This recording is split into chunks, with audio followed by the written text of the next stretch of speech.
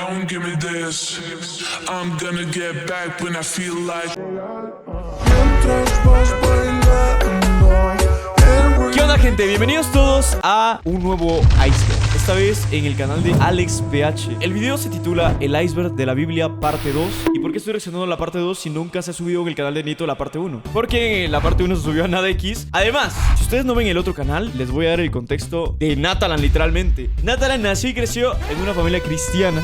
Yo sé que no parezco cristiano. Bueno, de ahí viene todo mi historial. De la vez que me exorcizó mi abuela, de la vez que mi abuela también creía que yo era altamente homosexual porque usaba el cabello largo. También en mi escuela decían de que yo estaba admitiendo mi homosexualidad abiertamente al público al usar pulseras. También, si las pulseras eran de ciertos colores, estaba admitiendo públicamente que estaba dentro de maras. Cosas de una escuela religiosa, ¿sabes? Si me lo preguntan, no soy ni homosexual y tampoco estoy en una mara, por si todavía tenían la duda. Y nada, chicos, cada vez que hay un video interesante o algo que toca temas de la Biblia, a mí me llama mucho la atención. Sin nada más que decir, caigan a Twitch, ¿vale? Estoy todos los días streameando. Si no quieren, caigan a Instagram. Lo agradecería, ¿vale? Ambos son válidos, chicos. Todos los créditos respectivos para AlexPH, chicos. Ahora sí, comenzamos. Estoy obsesionado con la Biblia. Quizás porque es el libro más grande de todos los tiempos. Sin embargo, la Biblia tiene registro de eventos que parecen ser inexplicables, paranormales, o simplemente cosas oscuras y controversiales. Bien, pues hoy continuaremos explorando todos estos temas. A huevo. Esto es Uno de los mi mero mole, gente. misterios más grandes del mundo y de la Biblia es la historia del Arca de Noé. Ahora, todos conocemos de qué trata, pero una de las cosas... Nat, te hice una cosa curiosa con una IA. Te muestro. Sí, claro. Mira Discord. La puta madre, me sé abrir Discord. ¿Y qué mierda es esto? ¿Quién es él? ¿Y por qué tanta emoción por mostrarme esto? ¿Quién es él? Gracias, supongo. Es que no tienes ninguna imagen con un huevón junto. ¿Y quién es él? Cosas que siempre me he preguntado es si hay alguna forma de comprobar que ésta haya existido. Y si existe, entonces, ¿dónde podría encontrarse? Buena duda esa, ¿eh? Bueno, pues eso nos lleva a Ararat en Turquía. Ahora, hace varios años, en 1948, hubo una gran cantidad de lluvias. Y luego 3 terremotos, los cuales revelaron esta estructura que parece ser un barco el cual podría estar enterrado. De hecho, si vemos las fotos nos deja pensando. Bien, pues luego de esto en 1959 un militar llamado Ilan Durupinar descubrió la zona mientras tomaba fotos aéreas para una misión. En cuanto vio esto pensó que había encontrado el sitio donde Noé había desembarcado, así que luego de esto le dijo a sus superiores. Un par de días después fueron a investigar, pero luego de estar durante horas usando dinamita en aquella estructura no pudieron encontrar nada por debajo de ella. Pero aquí es donde se vuelve más interesante. Para 1985 el sitio había sido ignorado por completo, pero en este punto el interés volvió a retomarse, así que se hicieron pruebas de radar y aparentemente detectaron que en verdad había una estructura por debajo de toda esta piedra. Ahora la parte curiosa es que esta estructura era inmensa y tenían las mismas dimensiones. ¡Oye, es el arca! ¡Realmente encontró el arca! Que se describen en la Biblia para el Arca de Noé. Pero aquí es donde todo se pone confuso y donde salen las teorías. Ahora, el problema con todo esto es que luego de 1985 varios arqueólogos, investigadores, documentalistas, etc. han investigado el sitio.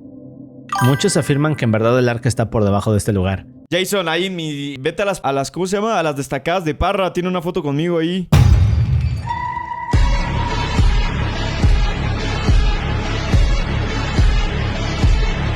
Mientras que otros aseguran que no hay nada. Por ejemplo, durante principios de los 90 algunos estudios indicaron que en el sitio había partículas que tras ser analizadas resultaron ser de un barco. Lo que hace aún más extraño esto es que muy cerca de la zona también se encontraron estas rocas gigantes llamadas rocas Drog, que funcionaban como estabilizadores para el arca en las partes agitadas del océano. Todo parecía indicar que en verdad había un barco muy por debajo del sitio. Pero para 1996 se volvieron a hacer estudios donde se menciona que aquellas partículas de barco en realidad eran partículas volcánicas y otro tipo de formaciones naturales. Ok. Y durante los siguientes años sucedía lo mismo. Así que, ¿cuál es la verdad detrás de esta información? Bueno, pues ese es el misterio. Quizás haya algo aquí o quizás no. Lo único que nos hace preguntarnos es por qué simplemente no excavan un poco y lo comprueban. El reino milenario... Hermano, entonces sí está ahí Bro, Qué miedo. O sea, literalmente el arca de Noé puede que sí sea real. O sea, es como, es una prueba real. Y ahí está. O no, quizá no. Se refiere a una mención en el Apocalipsis 21:6, que dice: vi un ángel que descendía del cielo con la llave del abismo y una gran cadena en la mano. Hey, por cierto, los ángeles no se ven así. Bueno, algunos sí, pero otros no. La mayoría se ven así.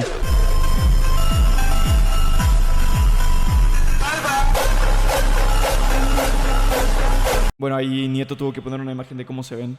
Y prendió al dragón, la serpiente antigua, que es el diablo y Satanás, y lo ató por 1000 años. Y lo arrojó al abismo y lo encerró y puso su sello sobre él para que no engañase a más naciones.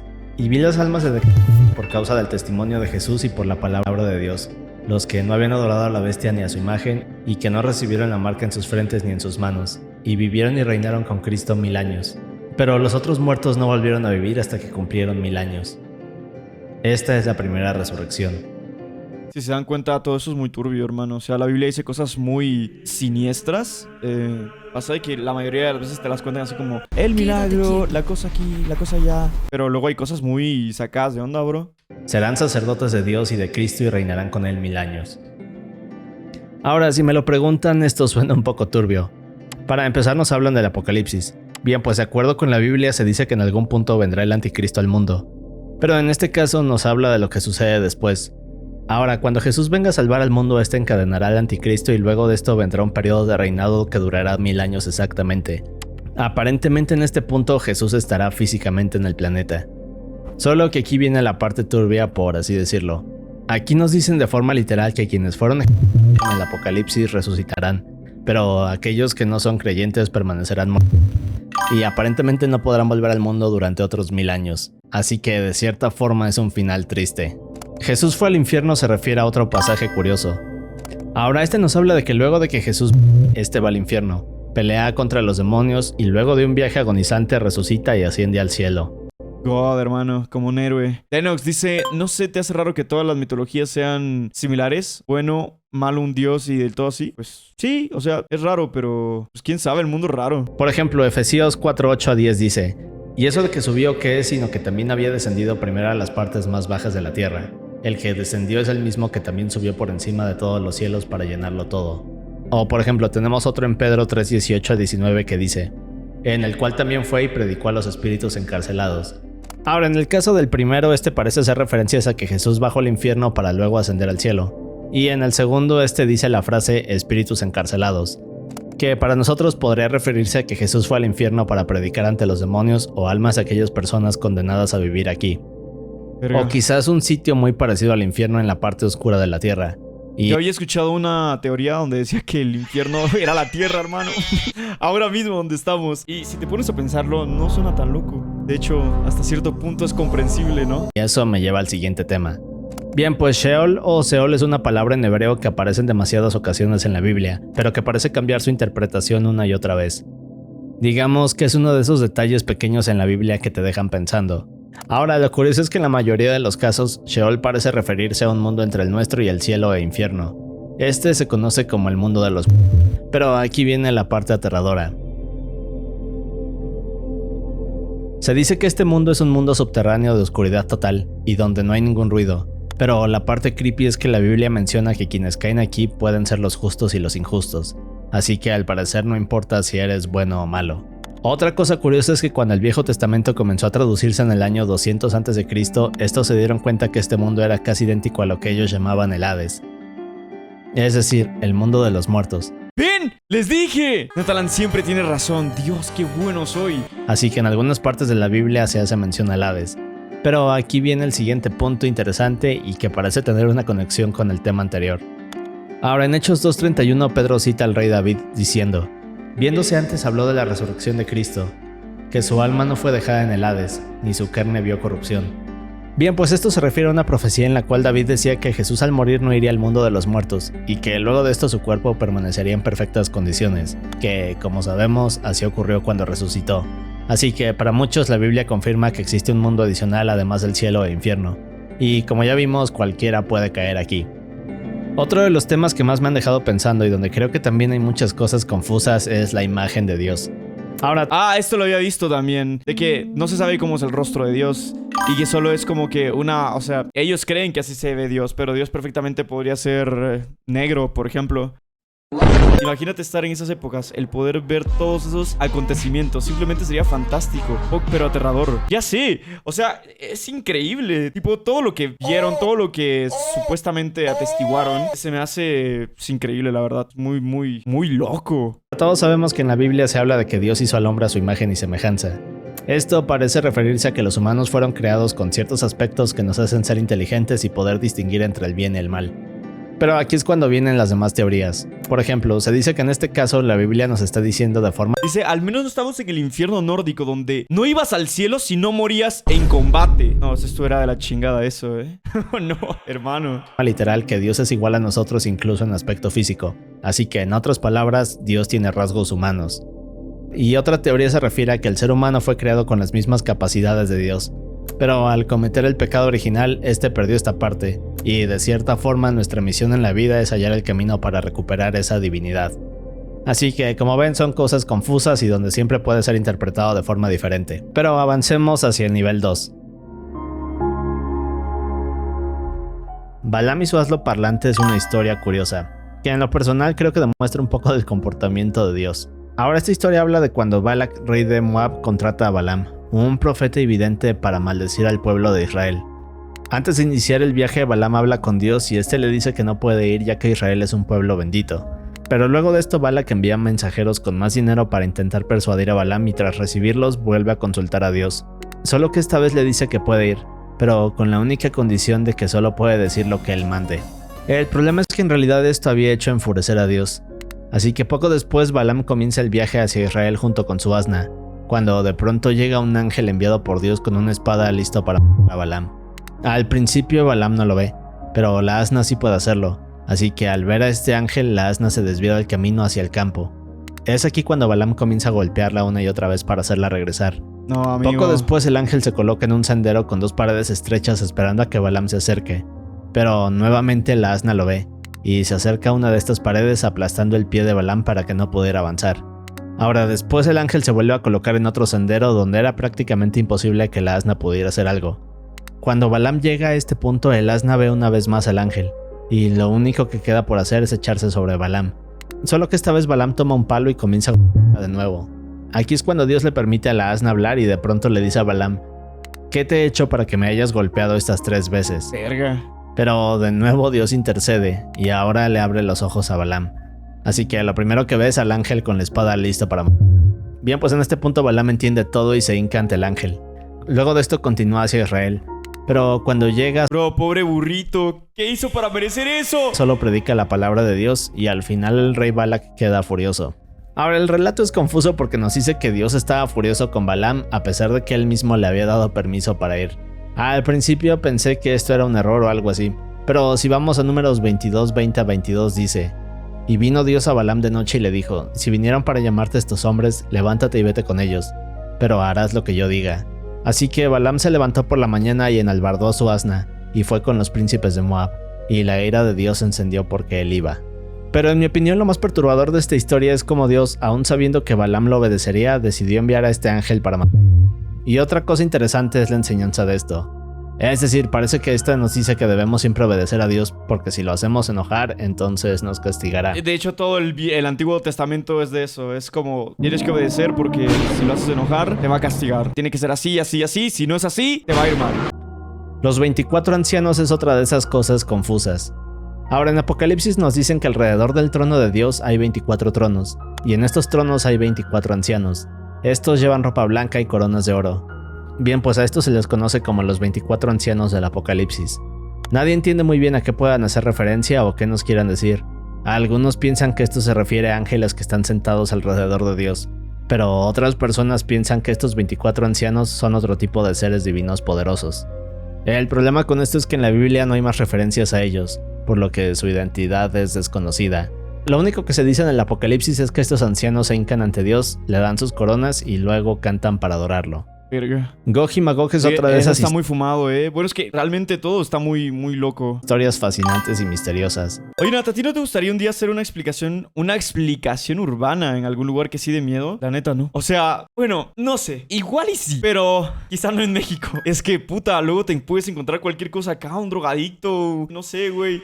Pero lo curioso de esto es que es una profecía la cual muchos piensan que se está empezando a cumplir. Ahora, Gog y Magog se refiere a dos grandes batallas que ocurrirán. Por ejemplo, en Revelaciones nos hablan de Gog y Magog como esta gran guerra entre el ejército que habrá reunido Satanás y Dios. Este explica que luego del reinado milenario el diablo será liberado. En este punto reunirá un gran ejército que marchará a la guerra, y entonces es aquí cuando Dios tendrá que detenerlos. Y luego de esta batalla final, Dios encerrará a Satanás donde sufrirá por toda la eternidad. Ahora, en el libro de Ezequiel 38:2 también se menciona a Gog y Magog, pero aquí es donde se pone interesante. Se nos habla de Gog, proveniente de Magog, una nación al norte. Bien, pues Gog reunirá una gran fuerza para atacar a Israel cuando menos lo esperen, y aquí es donde vienen las teorías. Ahora, muchos piensan que esta batalla ya ha comenzado, ya que actualmente hay varios países en conflicto alrededor Bueno, de eso Israel. siempre se menciona de que ya empezó por la batalla de Israel, por esto y lo otro, pero no hay nada en concreto, siempre es como nada más lo deducen. ¿Qué pedo, Minat? Acá te encuentras de todo y en cada esquina mamón. No sé por qué la iglesia habla del diablo si Dios fue el que permitió la permanencia del mal, mejor dicho, Dios lo creó. Bueno, no voy a profundizar en esos temas, ¿vale? Porque igual y no sé todo y tampoco quiero faltar el respeto a las creencias de las demás personas. Simplemente veamos el video, ¿vale? Y comento lo que se me venga a la cabeza. Antes que en la Biblia dice que el conflicto de Gog y Magog comenzará una vez que estas naciones del norte se unan en contra de Israel. Así que en ambos casos estas guerras serán en contra de Dios. En la primera contra Israel se dice que Dios salvará a este pueblo bendito, pero en la segunda batalla esta será a escala global y será la última prueba antes de un nuevo mundo. Es quizás una de las predicciones más oscuras de la Biblia. Verga, sí. El libro astronómico del... Pero bueno, es que ya sé que paro mucho, pero es que a ver, literalmente todo Apocalipsis es así de oscuro, hermano. Apocalipsis es como un juego es como Bloodborne, hermano, de verdad. El libro de Enoch son esta serie de rollos hallados en el Mar Muerto. Ahora, lo curioso de este libro es que tiene gran detalle sobre los movimientos de los cuerpos celestes, las fases de la luna, describe el calendario solar y lunar, y además explica cosas sobre eventos astronómicos. La parte curiosa es que todos estos conocimientos le fueron revelados a Enoch por los ángeles cuando, de acuerdo con la Biblia, este subía al cielo. Y aquí es cuando tenemos una pequeña teoría fumada. Ahora, para muchos estos viajes al cielo eran en realidad viajes espaciales. Pero bien, recordemos que en el libro también se describen varios niveles del cielo y las entidades que viven en cada uno. Pero de eso ya hablamos en la parte 1 de este iceberg. Sea como sea, todas estas entidades del cielo fueron las que le dieron el conocimiento a Enoch. ¡No jodas! ¡Nos vino a ver Alex PH! Ah, no, Alex HP. Hola, ¿qué onda, hermano? Y eso me lleva al siguiente tema. El árbol de la vida se refiere a la descripción de este. Ahora, en algún punto Enoch tiene otro de estos viajes donde es llevado al Edén. Una vez aquí observa todos estos árboles, pero de pronto se da cuenta que hay uno que resalta entre los demás.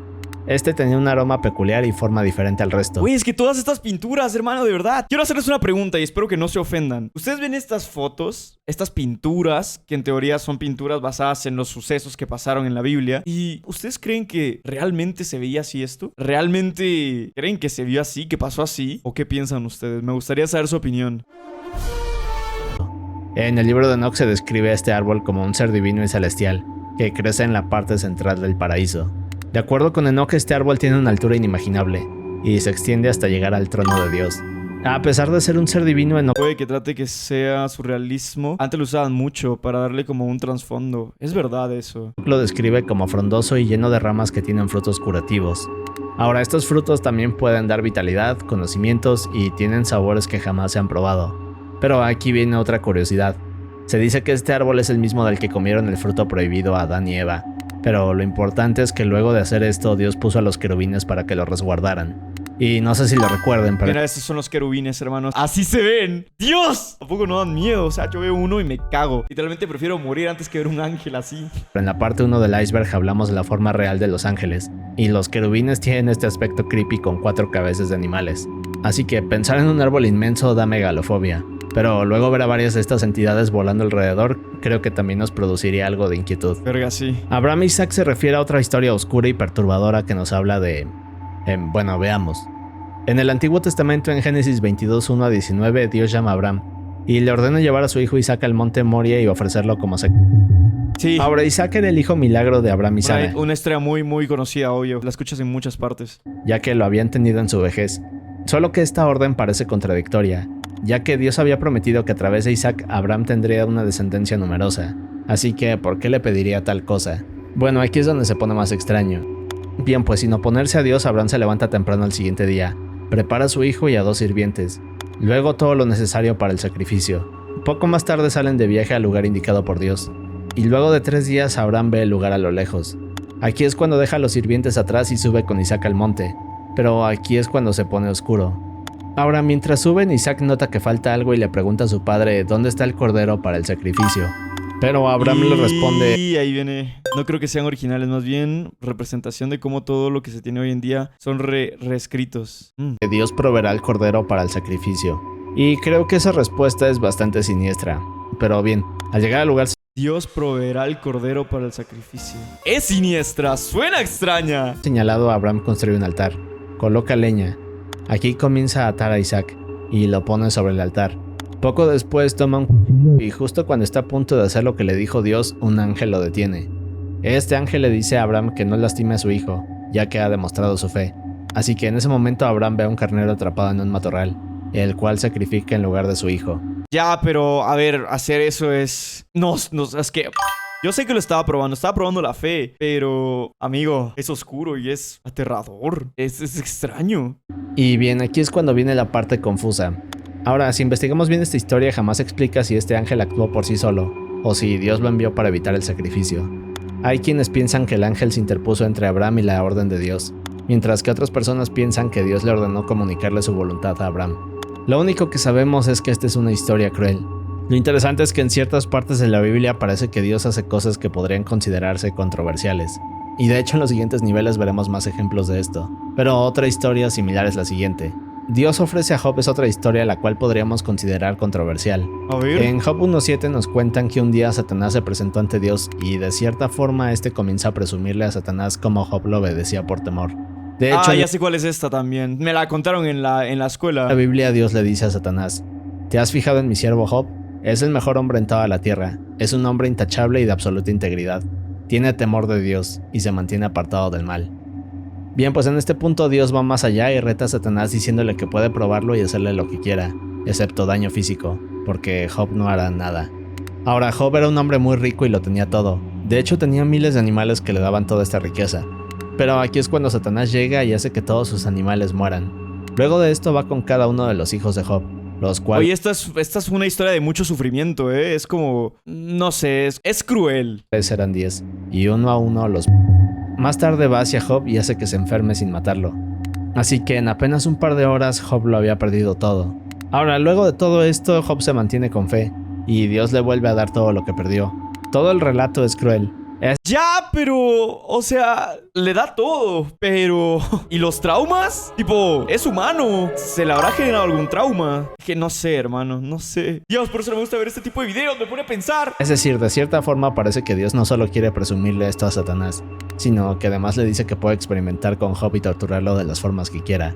Como dije, parece ser un relato controversial.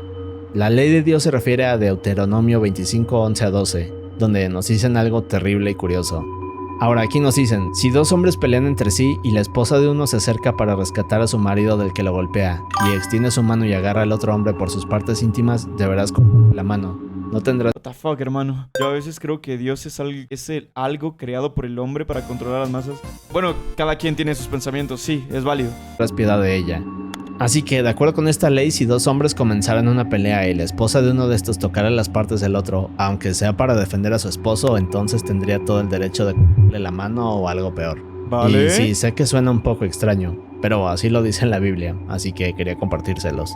También la Biblia dice de que todo aquel que se llegue a masturbar estará impuro, ¿vale? Estará como sucio y deberá de bañarse, creo yo que 7 veces. Y no solo él, sino también lavar la ropa, si es que tenía ropa mientras se tocó, y lavarla 7 veces también, porque de lo contrario permanecerás en pecado. Jesús negaba a María se refiere a un momento en el que Jesús parece rechazar o por lo menos restarle importancia al papel de su madre, la Virgen María. Por ejemplo, en Mateo 12, 46 a 50 nos dicen: Mientras Jesús hablaba a la multitud, su madre y sus hermanos estaban afuera y pedían hablar con él. Alguien le dijo: Jesús, tu madre y tus hermanos están parados afuera y desean hablar contigo. Jesús preguntó: ¿Quién es mi madre? ¿Quiénes son mis hermanos? Luego señaló a sus discípulos y dijo: Miren, estos son mi madre y mis hermanos, pues todo el que hace la voluntad de mi Padre que está en el cielo es mi hermano, y mi hermana, y mi madre. Y esto nos deja pensando. Es decir, de cierta forma Jesús no quiso ir con su familia en este momento, pero aquí hay una pequeña observación y pequeña teoría de muchos.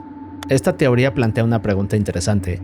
Ahora, ¿podría interpretarse que cuando Jesús dice todo el que hace la voluntad de mi Padre es mi madre y mi hermano, está implicando que su madre María y sus hermanos no seguían la voluntad de Dios? Bueno, pues eso no lo sabemos, pero descendamos al nivel 3. Verga. El tema de Melquisedec se Oye, apenas vamos en el nivel 13, falta todavía un montón y me está gustando bastante el video. Cosas muy interesantes. refiere quizás a otra de las personas más misteriosas de la Biblia. Verán, Melquisedec se menciona una vez en Génesis, pero luego desaparece y jamás vuelve a ser mencionado. Y aquí comienza lo extraño. Para empezar, Melquisedec parece ser un personaje importante. La historia habla de una batalla en la cual Abraham regresa, pero se encuentra con este hombre poderoso. De hecho, en Génesis nos dicen: Entonces Melquisedec, rey de Salem y sacerdote del Dios Altísimo, sacó pan y vino, y le bendijo. Así que aquí entendemos que Melquisedec era un sacerdote y además un rey. Bien, pues luego de esto Melquisedec bendice a Abraham y este le responde dándole una 10ª parte de todo lo que posee. Así que en otras palabras entendemos que Melquisedec es una persona importante en la Biblia. Y esto es lo que hace que sea uno de los más grandes misterios. Es decir, esta es la única vez que se menciona a Melquisedec en toda la Biblia. No parecemos tener más información de su vida o quién era. Únicamente se le describe como un rey y sacerdote alto de Dios. Pero aquí es donde empieza lo curioso, porque su llegada es antes de que existiera el sacerdocio en Israel, y se pone aún mejor. Ahora hay varias teorías sobre quién podría ser este personaje. Por ejemplo, en la iglesia cristiana Melquisedec se ve como este personaje simbólico que representa la Eucaristía. Esto se dice porque en Génesis 14:18 nos dicen que Melquisedec ofrece pan y vino. Así que en otras palabras esto podría ser algo así como una anticipación de lo que ocurriría después con Cristo. Y esta es otra teoría interesante. Hay quienes piensan que este personaje es en realidad Cristo, o una encarnación previa de él. What the fuck? Verán, esta Eso no lo había escuchado yo, hermano. Primera vez. aparición de Melquisedec en la Biblia sucede 2000 años antes del nacimiento de Jesús. Pero en la historia se le describe como esta figura divina apegada a Dios, y que como ya vimos ofrece pan y vino. Además de esto, Abraham parece tener cierto respeto hacia él. Y otra cosa que se dice sobre él es que Melquisedec gobernaba Salem, la cual muchos creen que era una ciudad que eventualmente se convirtió en Jerusalén. Así que para muchos Melquisedec es la forma previa de Jesús, ya que él es eterno, y algo así como una visión de lo que sucedería miles de años después. Así que como vemos es uno de los personajes más enigmáticos y confusos. Verga, Quizás sí. necesitemos explicarlo mejor en otro video. Pero hablando de Génesis, vamos a otro tema igual de interesante y un poco controversial. Jacobo luchó Era la demo, dicen. con Dios se refiere a esta historia en la cual Jacobo se encuentra con un hombre misterioso a mitad de la noche. Ahora, un poco de contexto. Una noche antes de esto, Jacobo envía a toda su familia a cruzar un río con varios regalos. Estos no habían regresado, así que Jacobo se encontraba solo en un campamento. Bien, pues a la siguiente noche es cuando llega este hombre desconocido y aquí sucede algo que parece ser sacado de una serie de anime. Y esto lo digo con todo respeto, pero verán, en la Biblia no explican cómo sucede esto ni el por qué. Este hombre desconocido simplemente aparece, y luego comienza una pelea con Jacobo que dura toda la noche. A la verga. Esta se describe como una pelea intensa, en la cual ninguno de estos dos hombres se rendía, y aquí viene lo interesante. Ahora, luego de todas estas horas peleando y ver que Jacobo no se rendía, el hombre se acerca a él, y con tan solo un toque logra dislocarle la cadera a Jacobo, dejándolo en el suelo. Así que en otras palabras, este hombre parecía tener superpoderes, pero no los usaba completamente contra Jacobo. Luego de esto, Jacobo sujeta a aquel hombre y le dice que no lo soltará hasta que lo bendiga. Así que el hombre hace esto y Jacobo logra recuperarse. Pero bien, veamos qué dicen las teorías acerca de esta historia porque hay algunos detalles interesantes. Bueno, pues se dice que este hombre al cual apareció de la nada y tenía estos poderes en realidad era Dios. Muchos aseguran que Jacobo era tan determinado que logró vencerlo. Así que a este relato se le conoce como la vez que Jacobo peleó con Dios y le ganó. Claro que al final Dios usa sus poderes y logra hacer que Jacobo se detenga. Pero con eso llegamos a otros datos curiosos. Ahora, muchos también piensan que este hombre era un ángel enviado por Dios. Solo que en Génesis dice: y el varón le dijo, ¿cuál es tu nombre? Y él respondió, Jacobo. Y el varón le dijo, no se dirá más tu nombre Jacobo, sino Israel, porque has luchado con Dios y con los hombres, y has vencido. Oigan, ¿se acuerdan de Sansón? No, espérate, ¿cómo se llamaba el chico que lo meten en una cueva y va a pelear con un león, pero le cortan la melena? Es Sansón, ¿no? Y pierde la fuerza porque le cortan el pelo. Eso también está medio XD, ¿no? Tipo, ser mamado, pero si te cortan el pelo, ¿ya no eres mamado? Entonces Jacobo le preguntó y dijo: declara ahora tu nombre. Y el varón respondió: ¿por qué preguntas por mi nombre? Y lo bendijo ahí. Ahora, con esto quizás podríamos confirmar que en verdad Jacobo peleó con Dios. Pero veamos otra cosa curiosa. Ahora, si lo recuerdan, en la parte 1 del iceberg vimos cómo el verdadero nombre de Dios, el cual no se debe pronunciar y es un misterio, tiene capacidades únicas al ser pronunciado. En esa parte también vimos algunos ejemplos de esto, pero muchos piensan que quizás este podría ser otro caso similar. Es decir, cuando Jacobo le pregunta su nombre, parece que Dios se lo dice, y Jacobo se recupera en un segundo de la cadera. Es una teoría interesante, y la historia es otro de esos casos de la Biblia que te dejan pensando. Los dos testigos habla de Apocalipsis 11:3. En la Biblia dice: y daré a mis dos testigos que profetizan por 1260 días, vestidos de cilicio. Estos testigos son los dos olivos y los dos candeleros que están en pie delante del Dios de la tierra. Si alguno quiere dañarlos, sale fuego de la boca de ellos. Estos tienen poder para cerrar el cielo, a fin de que no llueva en los días de su profecía, y tienen poder sobre las aguas para convertirlas en... y para herir la tierra con toda plaga cuantas veces quieran. Bien, pues más adelante se dice que la bestia llegará por estos dos testigos y acabará con ellos, pero 3 días luego de esto Dios los resucitará y subirán al cielo al igual que Jesús. Como vemos, llegamos a otro misterio. Ahora, muchos se preguntan quiénes son estos dos testigos y eso nos lleva a la siguiente teoría. Se dice que estos están delante de Dios, es decir, Dios les dará la autoridad para venir y profetizar durante 3 años. También vemos que tienen poderes. No, nadie conoce el nombre de Dios y tampoco nadie, creo que Jacobo vio el nombre, el rostro de Dios, pero no sé, es muy reducido ese círculo. Sobrenaturales, como causar plagas, convertir el agua en y cerrar el cielo. Esto último es muy interesante. Verán, las únicas 2 personas con estos poderes que menciona la Biblia son Elías y Moisés. Pero otro detalle importante es que, como sabemos, Juan escribió el libro de Apocalipsis. Ahora, si recordamos, Juan tiene esta visión en la cual puede ver a Jesús, y al lado de él se encuentran Elías y Moisés, así que se cree que esta tendría cierta lógica. Y por eso se dice que la identidad de estos 2 testigos podría tratarse de estos 2 personajes. Es una teoría interesante si me lo preguntan. Pero le dice el chat que Yahvé es el nombre de Dios. Yahvé. Eso lo dice la Biblia. No lo sé. También llegamos a otra, la cual menciona que los testigos podrían referirse a Elías y Enoc. Y ese es nuestro siguiente tema. Verán, en la Biblia estos 2 hombres son los únicos que no... En el caso de Enoc se menciona que Dios se lo llevó. Realmente no hay detalles específicos de cómo pasa esto, pero para muchos esto quiere decir que subió al cielo sin morir. Y esto se piensa porque en el caso de Elías, él sí tiene una historia un poco más detallada. Bien, pues en Reyes 2 nos dicen: aconteció que cuando quiso Dios alzar a Elías en un torbellino al cielo, Elías venía con Eliseo de Gilgal. Ahora, la historia dice que Elías sabía que su tiempo en la tierra estaba por terminar, así que junto a su discípulo Eliseo viajó por Gilgal, Betel, Jericó y el río Jordán. Al llegar al río Jordán, Elías toma su manto, golpea las aguas y el río se abre para que cruce. Eso también es muy loco, pero no sé, hermano. Trato de imaginármelo, pero es increíble, es como una película. Pero es cuando le dice a Eliseo que pida lo que quiera. Y aquí viene la parte interesante. Bien, pues Eliseo le pide una doble porción de su espíritu. Pero a esto Elías le responde: si me ves cuando sea arrebatado, se te concederá.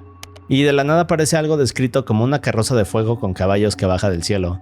Yo lo que no me explico, no es con ánimo de decir nada malo, yo soy cristiano y tal, pero a ver, ¿por qué ya hoy día no se ve nada de... Ya sé que lo que ya está escrito y tal, pero ¿por qué ya no se ve nada sorprendente? Tantas cosas que pasaron en la Biblia y ninguna pasa hoy día. O sea, ¿por qué hay tantas cosas increíblemente mega wow? Y ahora ya no. Luego de esto se hace un torbellino en el cielo y este absorbe a Elías. Al final Elías jamás vuelve a ser visto, así que como vemos es una historia misteriosa. La asunción de María se refiere a una creencia y una serie de pasajes en los textos apócrifos que explican que al final de la vida de María, esta fue llevada al cielo en cuerpo y alma. Pero aquí viene lo interesante. Recordemos que los textos apócrifos son libros que no son parte de la Biblia, pero es interesante lo que se menciona sobre la asunción de María. Por ejemplo, puede que no, porque si te fijas pasan cosas, pero son cosas malas, como los videos que has visto de casos. ¿Qué? El libro de Juan Teólogo explica que Hola Keira, ¿qué onda? ¿Cómo estás? varios años después, cuando María fallece, los apóstoles están rodeándola, y de pronto ven cómo Jesús baja del cielo para llevársela mientras su cuerpo es glorificado. Otro texto explica que el cuerpo de María no vio corrupción y fue elevado al cielo. Lo curioso es que a pesar de que estos textos no son considerados partes de la Biblia, muchos creen que en verdad sucedió esto. Y de hecho en 1950 el Papa Pío proclamó la Asunción de María como dogma, es decir, algo innegable. Y en sí el final de la vida de María es un misterio. ¿Qué carajo, loco? Pero eso nos lleva al siguiente Eso no lo sabía, tema. La aparición de María en Apocalipsis 12 se refiere a otra serie de pasajes que dicen algo muy curioso. Apareció en el cielo una gran señal, una mujer vestida de sol con la luna debajo de sus pies, y sobre su cabeza una corona de 12 estrellas. Este pasaje narra cómo esta mujer celestial aparecerá, solo que poco después vendrá el dragón de 7 cabezas e iniciará el fin. Ahora, este tema es confuso. Algunos explican que esta mujer podría ser otro ser divino, mientras que otros dicen que esto solo es una interpretación, y que esta mujer representa la religión. Es una parte confusa de la Biblia. Otra historia la cual pienso que es el... ¿Saben otra cosa que no termino de entender? Es la chica esta que... La primera mujer, güey, la que estuvo antes de Eva. Es otra cosa que... O sea, por más que la he escuchado y por más que la he visto en videos, no, tampoco termino de entenderlo, güey. La Lilith. Ajá. Eso tampoco lo termino de entender nunca, bro. las más perturbadoras y siniestras de O sea, ¿es canon? ¿No es canon? Unos dicen que sí, otros dicen que no. No entiendo un carajo yo. la Biblia es la de Eliseo y los osos. Bien, ya vimos que Eliseo era discípulo de Elías antes de que éste fuera llevado al cielo en un torbellino. Recordemos que cuando esto sucede, Eliseo adquiere la doble porción del espíritu de su maestro. Si vamos a Reyes 2:23 tenemos esta historia la cual narra cómo Eliseo iba en camino a una ciudad, cuando de pronto un grupo de jóvenes aparece frente a él, y comienzan a burlarse diciéndole sube viejo calvo, y vete de aquí viejo calvo. Ahora este grupo de chicos no solo estaba burlándose del aspecto de Eliseo, sino también de que cuando su maestro Elías subió al cielo, Dios dejó a Eliseo. Pero en palabras simples, estos chicos le estaban dando a entender que no era digno como su maestro. Y aquí es donde viene la parte turbia. Es en este punto cuando Eliseo se voltea hacia ellos, los mira y luego los maldice en el nombre de Dios. Luego de esto aparecen 2 osos, y estos atacan al grupo de chicos, a 42 de ellos. ¡A la mierda! La parte oscura, por así decirlo, es que se dice que estos chicos tendrían entre 12 y 15 años. ¡No, amigo! Y este es otro de los ejemplos acerca del comportamiento de Dios. En esa época burlarse de un profeta era como burlarse de Dios. ¡A la Así mierda! que cuando estos chicos se burlan de Eliseo, Dios manda a estos 2 osos para acabar con ellos sin piedad. Oye, eso no me acordaba. No sabía que había pasado eso. Re duro, loco. Algunos dicen que esto es justicia divina, pero hay quienes piensan que esto fue un castigo cruel. ¿Cuál justicia divina? Le dijeron calvo. ¿De calvo? Ah, pues te mando un grupo de osos grizzly a que te despedacen. Jonás en el gran pez es otra historia fascinante. Verán, en esta historia Dios ordena a Jonás que fuera a predicar a una ciudad. Solo que Jonás huye en otra dirección y poco después, durante una gran tormenta, cae al mar. Pero luego llega un pez gigante que se lo traga. En Jonás 1:17 dice: pero Dios tenía preparado un gran pez que tragase a Jonás, y estuvo Jonás en el vientre del pez 3 días y 3 noches. Solo que luego de estos 3 días Dios hizo que el pez arrojara de vuelta a Jonás. Y aquí viene la parte Eso también lo había visto. Es una locura eso, bro. interesante de la historia. Ahora en Jonás 2:2 dice: desde el Seol clamé y mi voz oíste. Y en Jonás 2:6 nos dicen: la tierra echó sus cerrojos sobre mí para siempre, mas tú sacaste mi vida de la sepultura. Así que, ¿qué significa todo esto? Bueno, pues esa es la parte que confunde a muchos. Ahora, ya vimos que Seol se refiere al lugar de los muertos. Así que la teoría dice que en realidad cuando Jonás fue devorado, este muere, y al igual que Jesús, resucita al tercer día. Es por eso que después dice: mas tú sacaste mi vida de la sepultura. Así que para muchos esta historia habla de otro caso de resurrección. Otro dato interesante es el verdadero nombre de Jesús.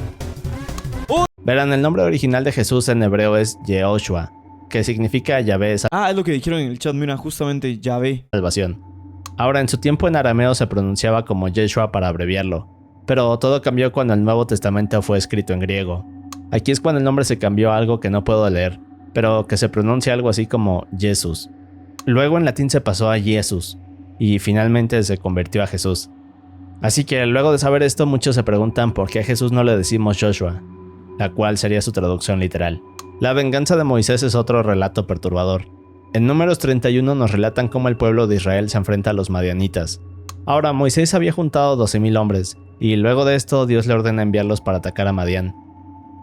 Así que el ejército israelita gana la batalla, pero tras terminar dejan capturadas a las mujeres y niños. Luego de esto el ejército israelita se dedica a quemar y saquear los hogares.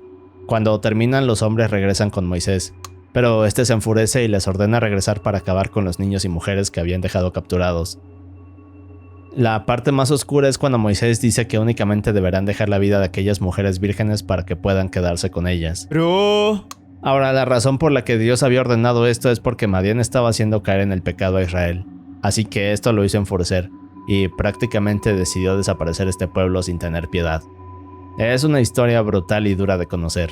El verdadero padre un chingo de historias son brutales en la Biblia. Una locura, ¿eh? de Caín es una teoría muy interesante, la cual explica que Caín no era hijo de Adán.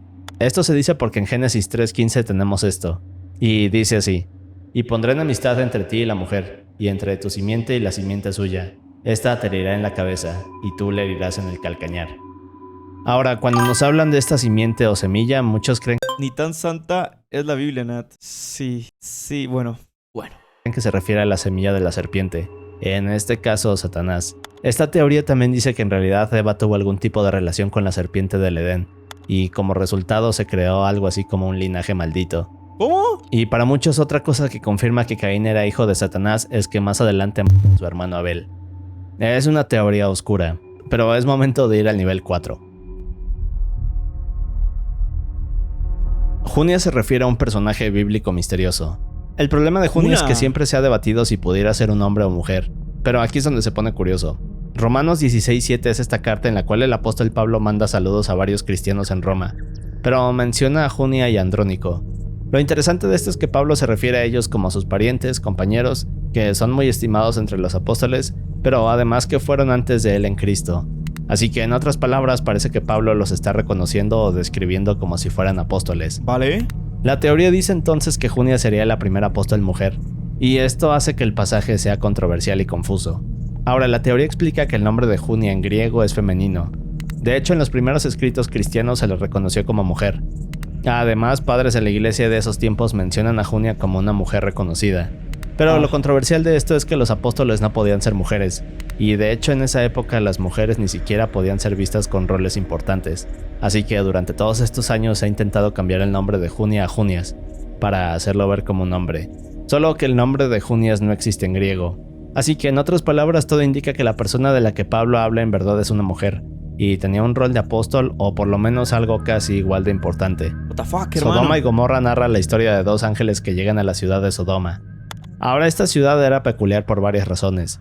Por ejemplo, la Biblia la describe como un pueblo violento, corrupto y lleno de pecados. En Génesis 18 es cuando comienza esta historia. Verán, Dios habla con Abraham y le dice que Sodoma y Gomorra se habían vuelto malvados. Ahora, Abraham tenía a su sobrino Lot viviendo en Sodoma, así que temía por su vida. Es aquí cuando le dice a Dios que no los castigue si encuentra al menos a 10 personas justas en la ciudad. Pero como todos estos eran malvados, Dios no pudo encontrar a estas 10 personas. La CDMX dice... Así que en Génesis 19 Dios manda a 2 ángeles disfrazados de hombres para acabar con estas ciudades. Poco después Lot los recibe en su casa, pero durante la noche un grupo de hombres va y le ordena a Lot que les entregue a estos 2 hombres para... digamos que hacer cosas de adultos. Verga. Ahora, Lot intenta de todo para detener a estos hombres, incluso ofrece sus hijas con tal de que no le hicieran nada a los ángeles. Pero cuando todo escala y está a punto de ¿Pero por qué ofrecía a las hijas? convertirse en una escena terrible, los ángeles se rebelan. Luego le dicen a Lot que huya con su familia y que no volteen hacia atrás. Y poco después comienza una masacre hasta que la ciudad se destruye en cuestión de segundos. Es una historia brutal, pero eso nos lleva al siguiente tema. Okay. El destino de la esposa de Lot se refiere a lo que pasa mientras Lot huye con su esposa e hijas luego de salir corriendo de Sodoma. Ahora, los ángeles les habían dicho que cuando huyeran no voltearan hacia atrás, pero mientras corren a la esposa de Lot se le ocurre voltear por curiosidad. Verga. Y el problema es que cuando gira la cabeza para voltear, esta inmediatamente se convierte en una estatua de sal. Lo primero que dicen que no haga lo hace. Así que es una historia con un final triste. Bien, los ángeles es uno de mis temas favoritos de la Biblia. De hecho, próximamente haré un video muy extenso hablando sobre ellos. Pero parte de este tema incluye a Satanás. Ahora hay una teoría interesante la cual menciona que Satanás era en realidad un querubín. Si nos vamos a la Biblia, esta menciona que era uno de los ángeles de mayor rango y uno de los más cercanos a Dios. En la Biblia se describe a Lucifer como el maestro de la música del cielo y el ángel más hermoso de todos. Solo que poco después es cuando intenta rebelarse contra Dios y es expulsado del cielo. Ahora, en la parte 1 de este iceberg vimos los diferentes tipos de niveles de ángeles. Y aquí comienza lo interesante. Si vamos a Ezequiel 28 vemos cómo este dirige una profecía al rey de Tiro. En la escena Ezequiel está parado frente al rey y le dice: Tú eras el sello de la perfección, lleno de sabiduría y acabado de hermosura. En Edén, en el huerto de Dios estuviste, de toda piedra preciosa era tu vestidura. Ahora esto se pone un poco extraño y confuso. Parece que Ezequiel dice algo que para el rey no tiene algún valor o importancia. Es decir, Ezequiel le dice que estaba en el Edén, pero si recordamos aquí solo se encontraban 4 personajes: Dios, Adán y Eva, pero además de todo la serpiente o Satanás. Bueno, pues la teoría dice que cuando Ezequiel le dice esto al rey, en realidad está hablando con Satanás.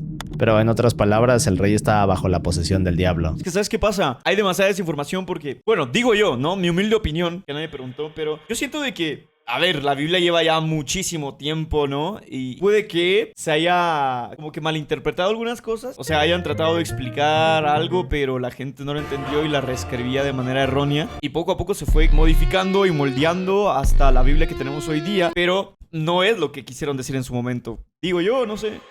Y parece que esto se puede confirmar después. En el versículo 13 dice: En Edén, en el huerto de Dios estuviste. De toda piedra preciosa era tu vestidura. Los primeros de tus tamboriles y flautas estuvieron preparados para ti en el día de tu creación. Bien, pues aquí parece haber una referencia a Satanás como quien estaba a cargo de la música en el cielo. Pero luego tenemos el versículo 14. Este dice: Tú, querubín grande protector, yo te puse en el santo monte de Dios. Allí estuviste en medio de las piedras de fuego. Así que si armamos las piezas parece que en realidad Ezequiel está hablando con Satanás y no con el rey. Así que por lo tanto podemos decir que la verdadera forma de Lucifer era la de un querubín. Es decir, esto que estamos Esto lo leí en el chat, ¿what? viendo aquí. Pero como dije, necesito hacer un video especial de ángeles para mostrarles algunas de las curiosidades de estos seres. La concubina de Levita es otra historia violenta y oscura. Verán, en Jueces 19 se habla de Israel como esta ciudad sin gobernantes y donde la gente hacía todo lo que quería.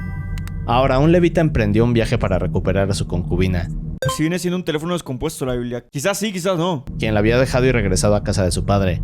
Luego de un tiempo el levita la encuentra y días después intenta regresar a casa. El problema es que al caer la noche no quisieron quedarse en una ciudad extranjera, así que se hospedan en Gaba, donde un anciano los hospeda. Pero cuando estaban cenando, varios hombres de la ciudad rodearon la casa, y luego tomaron por la fuerza a la concubina del levita para de ella durante toda la noche. Al amanecer la mujer apenas si puede arrastrarse hasta que finalmente fallece. El levita tuvo que tomar su cuerpo y llevarlo a casa, pero es aquí cuando se pone oscuro. Ahora, cuando el levita llega a casa, toma el cuerpo de la concubina y lo en 12 pedazos. Luego envía cada uno de estos a las tribus de Israel, y estas responden para declarar la guerra en contra de Gaba. Al final de todo, la batalla es terrible, y el pueblo de Gaba queda extinto prácticamente.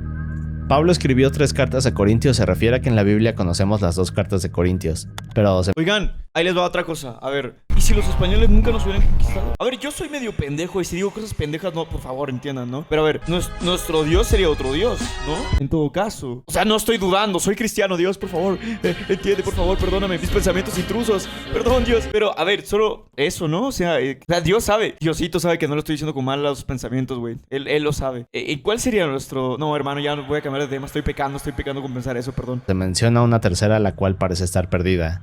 A esta carta se le conoce como la carta con lágrimas. Pero aquí viene la teoría de si esta carta en verdad podría estar perdida o si alguien la escondió. Y esto nos lleva al siguiente tema, que son los textos mencionados en la Biblia a los que no tenemos acceso. Ahora, sabemos que la Biblia es una colección de 66 libros creados por diferentes autores. También sabemos... Bro, la Biblia es un relato reescrito por muchos años, lo que era antes una copia de relatos en Mesopotamia, ya que si analizamos las tablillas, que son como conclusiones, un fanfic. What the fuck, todo ese texto para decir que la Biblia es un fanfic, hermano. Vemos que hay algunos libros escritos que no son considerados parte de la Biblia porque no se puede comprobar su origen o porque simplemente dicen cosas controversiales. Pero lo interesante es que en la Biblia se mencionan varios libros a los cuales no tenemos acceso. Y aquí tengo una pequeña lista. Bien, pues estos son los libros que la Biblia menciona. Algunos de estos están perdidos, mientras que otros son considerados apócrifos. Ahora, la parte irónica de esto es que no fueron tomados en cuenta para formar parte del canon de la Biblia, pero al mismo tiempo esta los menciona, como si diera a entender que son oficiales. Así que eso es lo que hace que muchos se confundan. Pero bien, los sacerdotes zoroastrianos es otro tema interesante de la Biblia.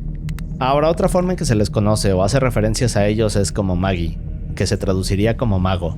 Algo curioso de esto es que se mencionan tanto en la Biblia como en los textos apócrifos. Se dice que los primeros registros de estos magos comienzan desde el siglo VI a.C. Se piensa que estos magos eran sacerdotes asociados a la religión zoroastriana en Persia. La siguiente parte curiosa acerca de estos magos es que tenían un gran conocimiento de la astrología, la interpretación de sueños y otro tipo de prácticas esotéricas. Bien, pues en la Biblia los pasajes que conectan todo esto son los de Mateo. Estos, como sabemos, hablan de los Reyes Magos. Ahora, se dice que estos eran sabios de alguna región del Oriente desconocida que llegaron a Jesús gracias a que se guiaban con las estrellas. Y se cree que una de estas regiones podría ser Persia. Pero aquí tenemos otro dato interesante.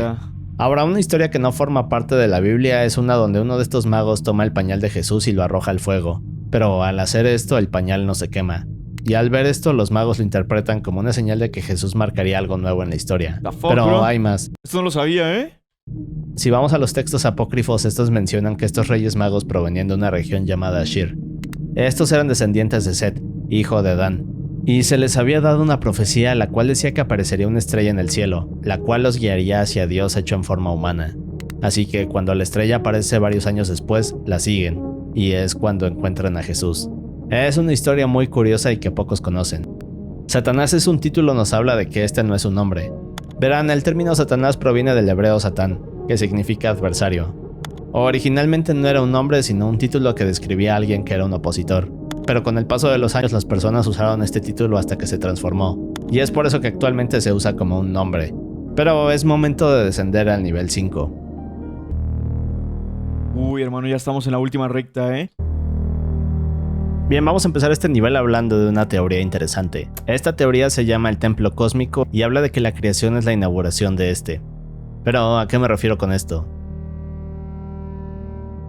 Bien, esta teoría explica que el relato de la creación en Génesis 1 no habla de la creación de la materia, sino más bien de la asignación de las funciones de objetos que ya existían.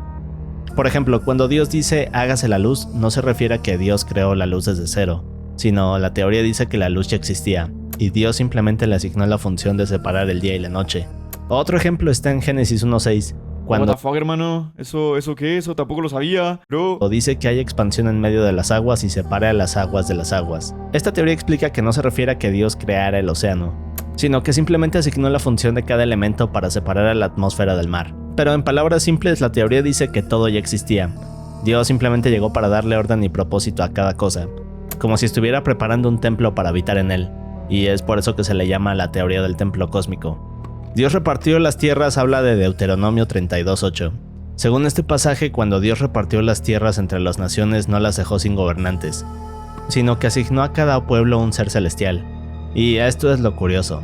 Verán, muchos piensan que estos seres que Dios asignó a cada nación eran en realidad dioses menores. En la Biblia dice, cuando el Altísimo dio a las naciones su herencia, cuando separó a los hijos de los hombres, estableció los límites de los pueblos según el número de los hijos de Dios. Así que para muchos estos hijos de Dios gobernaban el mundo, pero se pone más interesante. Bien, pues más adelante estos seres fallan en su tarea y Dios se enfurece con ellos diciéndoles que serán Oye, todo esto no lo sabía, ¿eh? juzgados. Esto ocurre en el Salmo 82.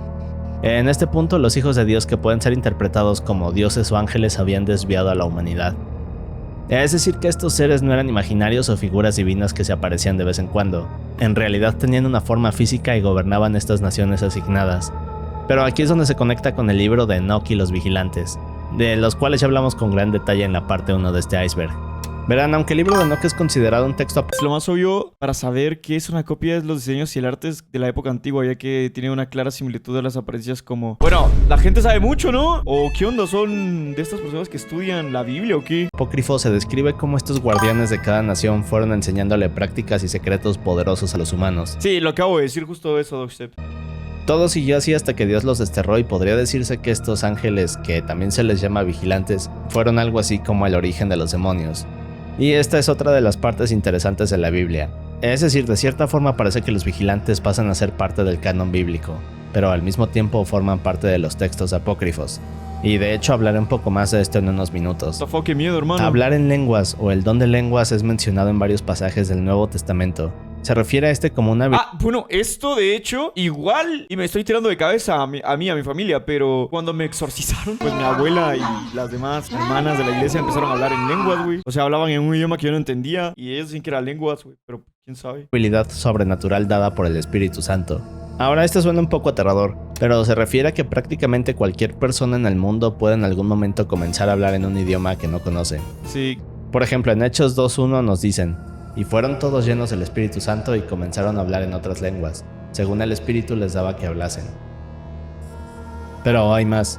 En Corintios 14:2 nos dicen: porque el que habla en lengua no habla a los hombres, sino a Dios, pues nadie le entiende, aunque por el Espíritu habla misterios. Esto es muy, muy aterrador. O sea, en teoría es como muy bonito, ¿no? Pero es aterrador al mismo tiempo, digo yo. Ahora, ya sé que todas estas cosas suenan confusas, pero estos pasajes parecen referirse a un tipo de lenguas incomprensibles que no parecen ser idiomas humanos conocidos. En Corintios, Pablo nos dice que este don y estas lenguas solo deben de ser usados con precaución y con orden, con el fin de ayudar a la iglesia. Así que para muchos esta parece una revelación fascinante. Es decir, la Biblia está confirmando que efectivamente existen lenguajes no humanos, que parecen ser usados para comunicarse con seres divinos. Sí, y estas lenguas sobrenaturales al mismo tiempo tienen esto sí lo sabía yo desde que nací, hermano. la capacidad de realizar algo así como magia. Y eso nos lleva al siguiente tema. Los dones de Dios se refiere a estas habilidades sobrenaturales que parecieran superpoderes. Ahora, al parecer todos nacemos con la capacidad de tener dones bajo ciertas circunstancias. Algunos de estos son el don de la ciencia, que se refiere al conocimiento sobrenatural sobre algo que no se podría saber naturalmente.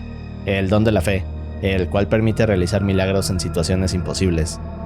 Y el don de la profecía, el cual permite comunicar mensajes de Dios. Hay varios ejemplos de estos en los libros de la Biblia.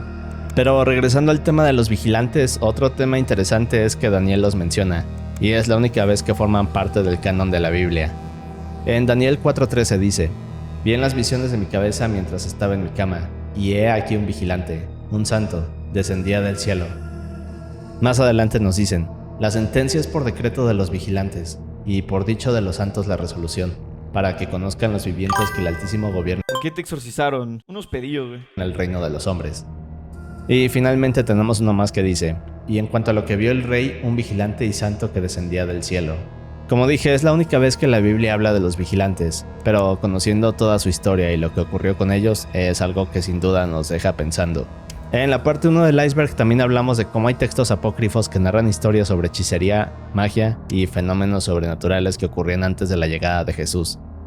Ahora, se dice que estos textos fueron eliminados por ser controversiales, pero a través de la Biblia quedaron un par de historias que confirman estos dones de hechicería. Por ejemplo, en la parte 1 también vimos ejemplos de esto, como la historia de la bruja de Endor. Pero otra historia interesante es la del mago Elimas. Esta ocurre en Hechos 13:6, cuando Pablo y Bernabé van en un viaje misionero. Bien, pues Pablo y Bernabé llegan a la ciudad de Pafos, donde gobernaba Sergio Paulo. Este hombre era inteligente y tenía interés en escuchar el mensaje de Jesús. ¿Que no exorcizar sin el permiso del Vaticano es malo? ¿Qué verga sé, güey? Fue en un pinche pueblo en Guatemala, güey, en Chimaltenango. ¿Qué vergas va a ser el Vaticano ahí? Así que manda llamar a los misioneros. El problema era que junto a él estaba Elimas, también llamado Bar Jesús. Ahora, esto no se explica muy bien, pero al parecer Elimas manipulaba fácilmente a Sergio Paulo. Así que cuando se entera que Pablo y Bernabé lo verán, este intenta engañar a Sergio y controlarlo nuevamente.